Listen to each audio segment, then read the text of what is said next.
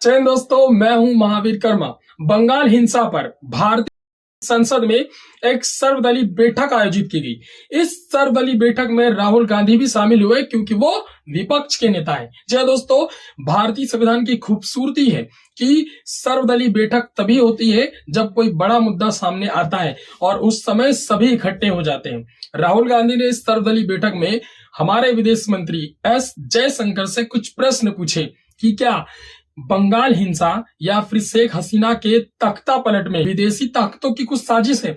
इस पर एस जयशंकर का जवाब सुनिए। उन्होंने कहा कि हम नजर बना के रखे हुए हैं और हमें कुछ ऐसा भी पता चला कि पाकिस्तान के किसी एक व्यक्ति या फिर एक साजिश में जो था, उसने अपनी सोशल मीडिया पर आंदोलन की तस्वीर या डीपी लगाई थी, जिसका मतलब कुछ संकेत देना हो सकता है और उस पर अभी हम नजर बना के रखें। तो दोस्तों, ये एस जयशंकर का जवाब था, क्योंकि सत्ता पक्ष वैसे भी अपनी जितनी भी नीतियां होती हैं वो सामने नहीं बताती। तो सर्वदलीय बैठक का मतलब ये होता है कि सभी मिलकर के जो भी रणनीति है वो आगे की क्या बनने वाली है और अभी तत्काल की क्या रणनीति है, इस पर अपनी नीति और अपने सुझाव दे पाए।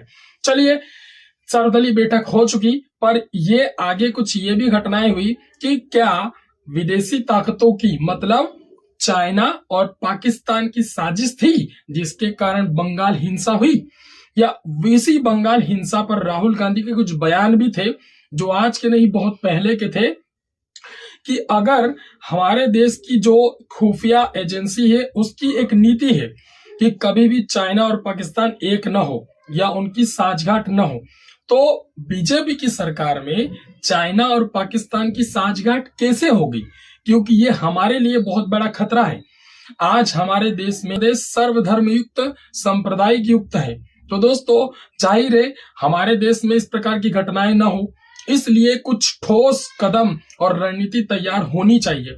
हमारी जो सरकार है उसे एक्शन में आने के साथ साथ कुछ ऐसी योजनाओं और ऐसी कुछ स्कीम नीतियों के साथ देश में नजर बनाए रखना चाहिए, क्योंकि हमारे देश में भी दूसरे देशों की सीख न ली जाए।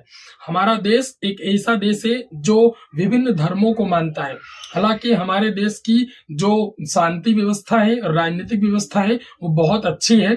जो हमारा संविधान बना है, जो बाबा साहब अम्बेडकर ने बनाया है, वो इतना खूबसूरत है कि हमारे देश में सभी वर्गों को एक साथ खुश रखा जा सकता है। वैसे छोटे मोटे जितने भी होते हैं ये आंदोलन तो हो ही जाते हैं। जयशंकर ने ये भी खबर बताई कि करीब 20,000 जो भारतीय लोग थे, जो भारतीय जनता थी, वो बांग्लादेश में थे।